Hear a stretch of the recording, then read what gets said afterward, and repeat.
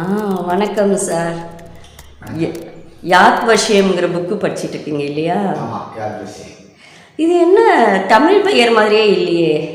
ஆமாம், இது யாத் வஷியம் அப்படிங்கிறது இது ஒரு கன்னட மொழி நாவல்.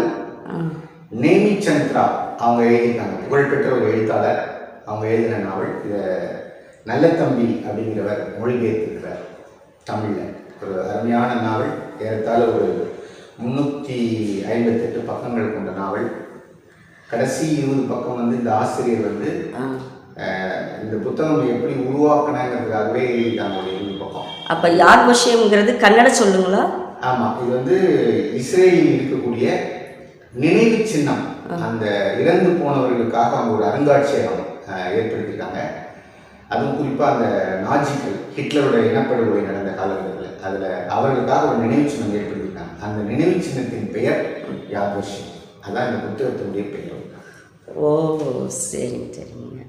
இப்போ இது உண்மை கதைங்களா இல்லை கற்பனை கதைங்களா? இல்லை, இது கற்பனை கதை. அவங்க இது ஒரு புனைவு தான்.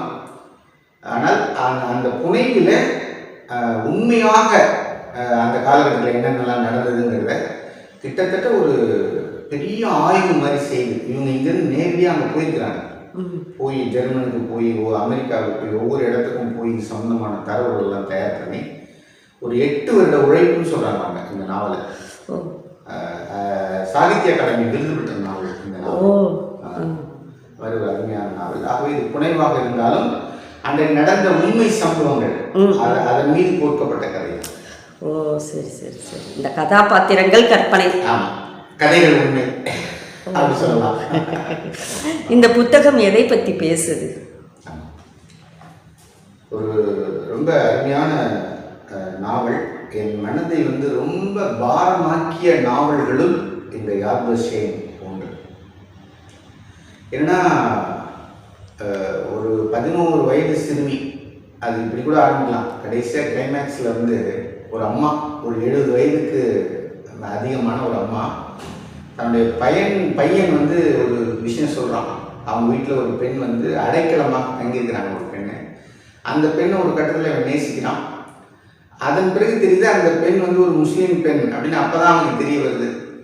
உடனே அவன் அம்மாட்ட சொல்லி கத்துறான், அந்த பொண்ணு நம்மளை ஏமாத்திட்டா, உண்மையாக ஒரு முஸ்லீமா, இப்போ தான் அவர் பேருலாம் நான் ஆத்தாரில் இதில் பார்த்தேன் அப்படின்லாம் சொல்லி அவன் நம்மளை ஏமாத்திட்டான்னா கத்துறோன்னே இந்த அம்மா அவனை பிடிச்சி அவனை உலுக்கி அவனை அடின்னு அடிச்சுட்டு இவங்க கத்துறாங்க, என்ன ஏமாத்திட்டா அவனை பெருசா? ஒரு பெண் அப்பா இல்லை அம்மா இல்லை யாருமே இல்லாத நிராதரவான ஒரு பெண். அவள் தன் பெயரை மறைச்சிட்டாங்கிறது நீ இதுக்கு ஏன் இவ்வளோ கத்துற அப்படின்ட்டு இவங்க ஊன்னு அழுதி, அவளோட வழி உனக்கு தெரியுமா, அவள் எவ்வளோ பாதிக்கப்பட்டிருப்பா தெரியுமா அப்படின்னு அவளுக்கு ஆதரவாக ஓன்னு கத்துவாங்க. அவனை போட்டு அடிப்பாங்க. அடிச்சுட்டு இவங்க அழுவாங்க, கதறி அப்படியே உட்காருவாங்க. உட்கார்ந்தோன்னே அவன் யோசிப்பான், ஏன் அம்மா இவ்வளவு ஏன் கத்துறாங்க யாரோ ஒரு பொண்ணுக்காக அப்படின்னு அவன் யோசிப்பான். அவங்க அப்பா மெல்ல அவனை வெளியே கூட்டிகிட்டு போய் ஒரு சமாதி அங்கே கூட்டிகிட்டு போய் அங்கே ஒரு சமாதி அவங்க நினைவு சின்னம் அது அங்கே காமிச்சு இவங்க அம்மாவோட அப்பாவோட இடம் அப்படின்னு சொல்லி ஆரம்பித்தாரு. இது கிளைமேக்ஸில் இருக்கு. ஆக்சுவலாக அந்த கதை தான் இந்த முழுமையான கதை. என்னன்னா, ஒரு யூத குடும்பத்தை சேர்ந்த ஒரு பெண், ஹவானா அப்படின்ற ஒரு பெண், அங்கே ஹிட்லர் அந்த போர் நடக்கிற அந்த காலகட்டத்தில் ஹிட்லர் ஜெர்மனியில் இருக்கக்கூடிய யூதர்களை எல்லாம் எப்படி கொடுமைப்படுத்தினான், எப்படி கொன்று குவித்தான் அப்படிங்கிற கதையை விவரிக்கிற நாவல். அதுலேருந்து தப்பிச்சு தன்னுடைய அம்மாவை, தன்னுடைய சின்ன தம்பியை, தன்னுடைய அக்காவை அங்கேயே பரிதவிக்க விட்டு வேறு வழி இல்லாமல் அவங்கள போலீஸ் இழுத்து போயிடும். இவங்க கண்ணு முன்னாடி இவங்களால காப்பாற்ற முடியாத ஒரு நிலை. இந்த பொண்ணும் 11 வயசு பொண்ணு, இவனும் அவங்க அப்பாவும் அங்கேருந்து தப்பி ஓடி பிழைத்து இந்தியாவுக்கு பெங்களூரில் அடைக்கலம் வர்றாங்க. அப்படி போகுது இந்த கதை. அவள் மீண்டும் அவங்க அப்பாவும் இறந்து போகிறாரு. அப்போ நிராதரவாக நிற்கிற ஒரு பெண், 11 வயசு பெண் ஹவானா. அவள் என்னன்னா, அவள் கதை என்ன அப்படின்றது தான் இந்த நாவல் சொல்லுது. ரொம்ப ரொம்ப என் மனதை ரொம்ப உழுக்குகிற ஒரு நாவல். அந்த பெண் இதில் இந்த நாவல் அன்பை பேசுது, இந்த இந்தியாவினுடைய பலத்தை பேசுது. அதெல்லாம் ரொம்ப அருமையாக அவங்க பேசியிருக்காங்க. இந்தியாவில் இத்தனை மதங்கள் இருக்கிறது, இத்தனை சாதிகள் இருக்கிறது, ஆனால் மனிதர்கள் ஒருவருக்கு ஒரு அன்பாக இருக்கிறார்கள். அதுக்கு ஒரு அந்த கதாபாத்திரம் தான் அந்த பக்கத்து வீட்டில் இருக்கிற ஒரு அம்மா கேரக்டர்.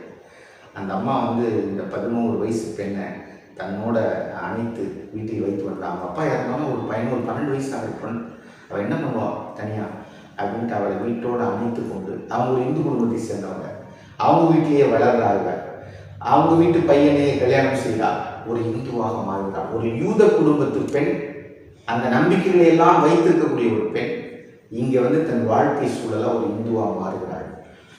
இப்படி போகிற போது ஒரு 60 ஆண்டுகள் போயிட்டு அவளுக்கு ஒரு 70 வயசு. இப்போ இவளுக்கு வந்து தான் தொலைத்த அம்மாவை, தன்னுடைய அக்காவை, தன் தம்பியை தேடி மறுபடியும் போகிறாள். ஜெர்மனிக்கு போகிறா, இஸ்ரேலுக்கு போகிறா, அமெரிக்காவுக்கு போகிறா, போய் கண்டுபிடிக்கிறான். அப்படி கண்டுபிடிக்கும்போது அவங்க அம்மா இறந்துடுறாங்க. அந்த கேம்பில், நாஜிக்கினுடைய அந்த கேம்பில் அவங்க இறந்து போன அந்த கதையை அவள் கண்டுபிடிக்கிறாள். அவங்க அக்காவை கண்டுபிடிச்சிடா. அவங்க அக்கா உயிரோடு இருக்கிறாங்க, அங்கேருந்து தப்பி பிழைத்து உயிரோடு இருக்கிறாங்க, அவங்களும் கண்டுபிடிக்கிறாள். அவங்க அக்கா சொல்கிறாங்க, அம்மா இறந்துட்டாங்க, நம்ம குட்டி கம்மியாக இருந்துட்டாங்க, எங்களை கூட்டிகிட்டு போனாங்க, எங்கே கூட்டிகிட்டு போனாங்கன்னு தெரியல. அந்த கதை சொல்லி அவங்க அப்படியே ஒரு அந்த கேம்பில் போய் மொத்தமாக ஆயிரக்கணக்கான பேர் அந்த கேம்பில் போட்டு அப்படியே அவங்களெல்லாம் எரிச்சிருவாங்க. அந்த புகையை தான் நான் பார்த்தேன் அப்படின்னு சொல்லுவாங்க அக்கா. இதெல்லாம் 60 வருடம் கழித்து உங்கள் அக்காவை போய் இவள் கண்டுபிடிக்கிறதே பெருசாக இருக்கும். இப்படி போகிறது. உடனே கடைசியாக அவங்க அந்த ஜெருசலேம் அந்த நினைவிடத்துக்கு போகிறாங்க. அந்த ஒரு அழுகீஸ்வரர்னு சொல்லக்கூடிய யூதர்களுடைய நினைவு சின்னம் இருக்கிற இடம் அந்த ஜெருசலேம். அது அவர்களுக்கு மட்டும் நினைவு சின்னமாக இல்லாமல் கிறிஸ்தவர்களுக்கும் அது ஒரு முக்கியமான இடம். ஏன்னா இயேசுவை வந்து சிலுவையில் இருந்த இடம் அந்த இடம் சொல்லப்படுகிற இடம்.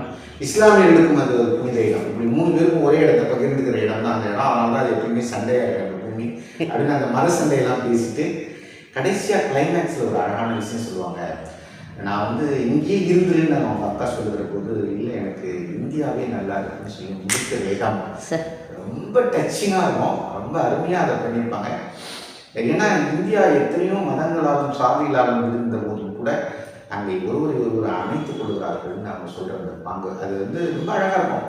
அது சின்ன பெண்ணாக இருக்கும்போது அவங்க அம்மா வந்து இவங்களை கூட்டிகிட்டு வந்து, நீ இனிமேல் இந்த வீட்டில் இருந்துக்கோ, நீ ஒன்றும் பயப்படாத அப்படின்னு சொல்லி பூஜை ரூமுக்கு கூட்டிகிட்டு போய், இந்த பூஜை ரூமை பாருங்க பாரு, இது பெருமாள் படம், இது இவங்களோட படம், எங்கள் பாட்டி கொடுத்தது, இது பாரு இது வந்து எங்கள் குலதெய்வம், இது எங்கள் வீட்டுக்காரோட குலதெய்வம், இது மாதிரி ஒரு 10 படத்தை காமிப்பாங்க. சொல்லிட்டு உனக்கு உங்கள் சாமியோட படம் இருந்ததுன்னா இதில் வச்சுக்கோ, நீ கும்பிடு எப்படி சொல்லுங்க. அந்த இடம் வந்து இல்லை இவங்களுக்கு பயங்கர டச்சிங்காக இருக்கும். அதோட ஒரு டச்சிங்கான விஷயம், ஒரு கல்லறை அந்த முன்னோர்களை வணங்குகிற ஒரு நாள் வரும். அந்த நாளில் வந்து இந்த அம்மா இந்த குழந்தைய கூட்டிகிட்டு போயிட்டு அந்த கல்லறையில் வந்து இவங்களுடைய கணவர் அவருக்கு வந்து அவங்க படைப்பாங்க. குங்குமம், மஞ்சள் எல்லாம் வச்சு, பூ வச்சு, ஊதுவத்திலாம் காமிச்சு படைப்பாங்க. படைத்து விட்டு அந்த அம்மா அப்படியே நகர்ந்து வருகிற போது பக்கத்தில் இன்னொரு இடம் வரும். உடனே அங்கே நிற்பாங்க. நின்றுட்டு இவரோட அப்பாவை புதைத்த இடம், அவர் ஒரு யூதர், அவரை புதைத்த இடம், அந்த இடத்துக்கு வந்து நின்றுட்டு இவர்கிட்ட சொல்லுவாங்க, இந்த மஞ்சள் குங்குமெல்லாம் அவங்க அப்பாவோட கல்லறையில் போட்டு, இந்த ஊதுவத்தி காட்டு, இந்த மலர்களை போட்டு அதெல்லாம் மெழுகி வணங்குவாங்க. அது வந்து ரொம்ப நெகிழ்ச்சியாக இருக்கும் நமக்கு.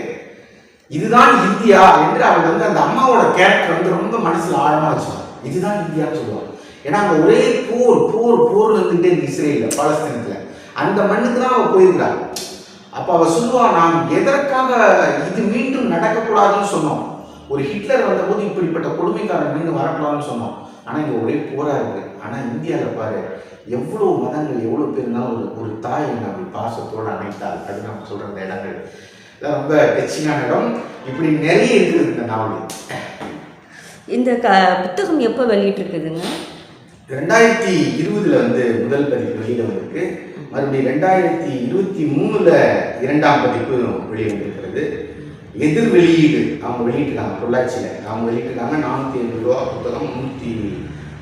இல்லை, இது ஏறத்தாழ இப்போ ஹிட்லர் காலகட்டத்தில் நடந்த கதைங்கிறீங்க. ஆனால் 2020 தான் வெளியிட்டு. இது புனைவு கதை தான். இவங்க வந்து அதை ஒரு நினைவு கூறுவதை போல இந்த நாவலினுடைய உத்தி கூட ரொம்ப அழகாக இருக்கும். ஒரு 2 கேரக்டர் வந்து மாறி மாறி சொல்லிக்கிட்டே வர மாதிரியான ஒரு உத்தி இந்த நாவல். அவங்க அந்த பழைய கால நினைவுக்கு போய் எழுதியிருக்காங்க அந்த மாதிரி கதை.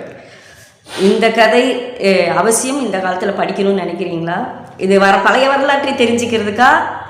ரொம்ப அருமையாக கேட்டீங்க. எதுக்காக படிக்கணும்? ஆமாம், 2 விஷயம் முக்கியமாக. இது அவங்களே சொல்வதை போல இந்த ஆசிரியர் நேமிச்சந்திரா அவங்கள எவ்வளோ பாராட்டினாலும் தரும். ஏன்னா அவ்வளோ உழைச்சிருக்காங்க அவங்க. அவங்க சொல்றாங்க, மீண்டும் ஹிட்லர்கள் பிறந்து விடக்கூடாது என்பதற்காக இந்த நாவலை நான் செய்கிறேன் அப்படின்னு அவங்களோட வாக்குமூலம். மீண்டும் ஹிட்லர்கள் பிறந்துடக்கூடாது. ஏன்னா ஒரு போர் வந்து மனிதர்களை எவ்வளவு பாதிக்கிறது, எவ்வளவு அழிக்கிறது, அது இப்படிப்பட்ட கொடூரமான மனிதர்கள் அப்படின்னு சொல்லி அவங்க சொல்லுகிற அந்த அந்த பாட்டு ரொம்ப அழகாக இருக்கு. அதாவது அவங்க சொல்ற அந்த கடைசி வந்து, நம் நடுவில் எங்கு வேண்டுமென்றாலும் பிறக்கலாம், நமக்குள் பிறந்து விடக்கூடிய ஹிட்லரை தடுக்கும் பொறுப்பு நம்முடையது என்ற நம்பிக்கையின் பின்னணியில் நாவல் எழுதப்பட்டிருக்கிறது அப்படிங்கிறாங்க. அதனால் நமக்குள்ள ஒரு ஹிட்லர் மாதிரி பிறக்கக்கூடாதுங்கிற அந்த உந்துதலில் தான் நான் எழுதுறேன்னு சொல்கிறாங்க. இது நான் மறுபடியும் இன்றைக்கு மறுவாசிப்பு செய்வது கூட எனக்கு தோன்றியது. அமெரிக்காவில் ஒரே சண்டை. அமெரிக்கா வந்து சுற்றியில் இருக்கிற யார் கூடவாவது சண்டை போட்டுட்டே இருக்கிறாங்க. இப்போ ரஷ்யா உக்ரைனில் சண்டை, பாலஸ்தீனத்தில் சண்டை, எங்கே பார்த்தாலும் உலகத்தின் ஒரு மூலையில் போர் நடந்து கொண்டே இருக்கிறது. அதில் பாதிக்கப்படுபவர்கள் இதை போல எங்கோ ஒவ்வொரு நாட்டில் தஞ்சமடைந்து கொண்டே இருக்கிறார்கள். அவர்கள் அகதிகள் ஆகி கொண்டே இருக்கிறார்கள். இப்போ இலங்கை நான் இலங்கை போயிருந்தேன். அங்கே வந்து பல வீடுகள் காலியாக கிடக்கு, எல்லாம் வேறு வேறு நாட்டுக்கு ஓடி போயிட்டாங்க. அப்போ மக்கள் எவ்வளவு பாதிக்கப்படுகிறார்கள். அப்போ இந்த நாவல் இன்றைக்கு ரொம்ப தேவை. போருக்கு எதிராக அமைதியை விரும்பக்கூடிய ஒவ்வொருவருக்கும் இந்த நாவல் மீண்டும் தேவை. அதிகார வர்க்கத்தில் இருக்க வேண்டியவர்கள் ஒவ்வொருவரும் படிக்க வேண்டிய நாவல். அமைதியை விரும்புகிற ஒவ்வொருவரும் கோடான கோடி மக்களும் படிக்க வேண்டிய ஒரு மிக முக்கியமான நாவல் இந்த நாவல்.